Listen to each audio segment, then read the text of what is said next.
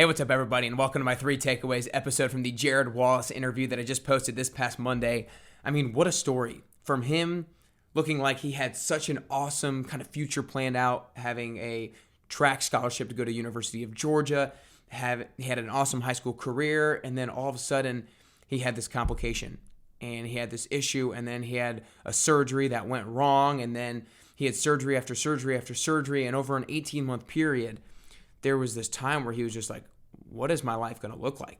Like, I have no idea if my leg is ever going to get back to where it ever was in the past, if I ever going to run again, am I ever going to have the use of a leg again? And I just can't even imagine what that 18-month period must have felt like for him, especially being a senior in high school going into his freshman year in college, because that's such like I feel like a vulnerable time where you have the ability to be influenced so much by your circumstances and by other people. And for him to have that 18-month period during that time of his life is unbelievable. And it's really inspiring to see him come out on the other side of that on the positive end of things. And his leg amputation story and that decision is crazy. And you've got to go back and listen to it if you didn't hear it yet. And for him to be able to also quickly after his leg amputation, 6 months after that, start walking again and start running soon after that, and then having been in a race not too long after, 18 months afterwards, race and soon set world records and become a Paralympian. Just unbelievable story. So you guys need to make sure you go back and listen to that if you didn't get a chance to yet. Make sure you share it with a friend if you liked it. Make sure you subscribe to the podcast if you're not subscribed. Make sure you leave a rating and review to help the show move up the ranks, because more and more people need to hear these messages from people like Jarryd and everybody else that I've been having on. Before I get into my 3 takeaways, I want to make sure you're subscribing to my Monday Motivation Trio 111 newsletter, because that is the best way, I'm telling you, to start your week off with a bang. The reason I send out that newsletter is because that's what I would want to receive every Monday morning to help me start with a positive Monday and help me start with a positive week to set myself up for success. Every Monday, I send out one motivational quote, one inspiring video, and one badass workout to start your week off with a bang so you can build momentum and you can have the best week possible. So go to nickcarrier.com/111-newsletter to get that in your inbox every single Monday morning. With that being said, let's get right into my 3 takeaways from Jarryd Wallace. Number 1 is hope is key. And really the reason that this is the takeaway is because of the story. He had this 18-month period where he didn't really have any hope. He was like, what the heck is my life going to look like right now? And then all of a sudden, when he had that glimpse of hope, when the doctor told him what his life might be able to look like as an amputee and what the Paralympics is and show him what might be possible, that's when he started to have hope again. And so he talked about how after he had his surgery, this 6-month period before he was able to walk again, he was like, it really actually wasn't that bad, because I was kind of asking the question, how was that 6-month period? Because I thought it would have been hard. I thought he would have been impatient. He's like, I just want to get on my feet again, but it wasn't. It went by quickly, and he was like, it went by quickly because I had hope. I had something to look forward to, and for so long I hadn't had anything to look forward to. And that's such a big lesson for all of us, that if we don't have hope, if we're not looking forward to anything, if we don't have any goal that we're trying to chase down, then we're going to find ourselves in a negative frame of mind. But if we can have hope towards something, if we can see a goal that we want to achieve and we can feel ourselves moving towards it, that's what's going to give us the positive attitude. That's what's going to give us energy every single day. So make sure that you have some sort of goal and some sort of hope to strive towards. Takeaway number 2 is let your why fuel you.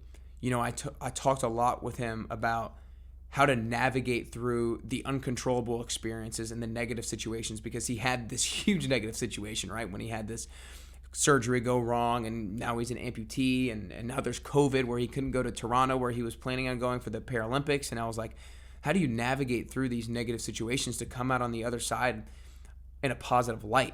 And he was like, this is where instead of thinking about what to do, you have to think about why you're doing it. There's a difference between what you do and there's a difference between why you do it. If you solely focus on what you do, then when that what is taken away from you, whether it's because of COVID, whether it's because of an injury, whether it's because of you get fired, whether it's because somebody leaves you in a relationship, then once those things are gone, once the what is gone, you don't have anything. But if you can take root in the why you're doing it, then you're always going to have something to fall back on. So it was really important for him to realize, like, I'm doing this to become the best version of myself, to make sure that I have a future down the road. I'm doing this to make sure that my son has a role model to be able to look up to. So when he could find root in his why, no matter what happens to the what, he's still going to be able to come out of that negative situation in a positive light. So let your why fuel you. Takeaway number 3 was do the small things now to be ready for the uncontrollable situation. And again, we talked about this so much, but I thought it was so important. I thought he is one of the most reputable sources given what he's gone through. And so he talks about how if you do the little things right, if you have structure to your day, if you have a plan for your day, if you have a schedule for your day, and you have built in those routines, when uncontrollable situations happen, when COVID hits, when the Olympics are gone away, whatever it is in your life, when that's taken away, then you have something to fall back on. You have some structure. You're less reactive. You're able to zoom out, have perspective on the situation, find the positive in it, and then move forward from that positive. A lot of people, when uncontrollable situations occur in their life, circumstances occur in their life, they look for anything in their life that they can control. And this is where so many people reach for bad habits. They reach for the bottle, they reach for alcohol, they reach for cigarettes, whatever bad situations might be, they start eating poorly. When uncontrollable situations happen, we want control, and so we seek control in anything possible. So don't reach for the bad habits, reach for good habits. And the way that's going to be easier is if you have set some sort of schedule, routine, plan in place before the uncontrollable situation actually occurs and presents itself. So again, guys, my 3 takeaways. Number 1, hope is key. If you don't have anything to look forward to, if you don't have any hope for something down the road, then you're going to find yourself in a negative frame of mind. So make sure you're setting those goals and you have something to look forward to and move towards. Takeaway 2 was let your why fuel you. Instead of only thinking about what you need to do, think about why you're doing it and why you need to do it, because that's going to help you navigate through negative situations and uncertainty. And then takeaway 3 was do the small things now to be ready for the uncontrollable situations, because when uncontrollable situations occur, all we as humans look to do is to see what we can control. And when we look for what we control, we can either go towards the negative and bad habits or towards the positive and good habits. And if we already have structure in place, then we're much more likely to reach for those good habits. I hope you guys enjoyed these 3 takeaways. I hope you enjoyed the Jarryd Wallace interview. I mean, one of the most inspiring stories I've had on this podcast of over 200 plus episodes now that I've done.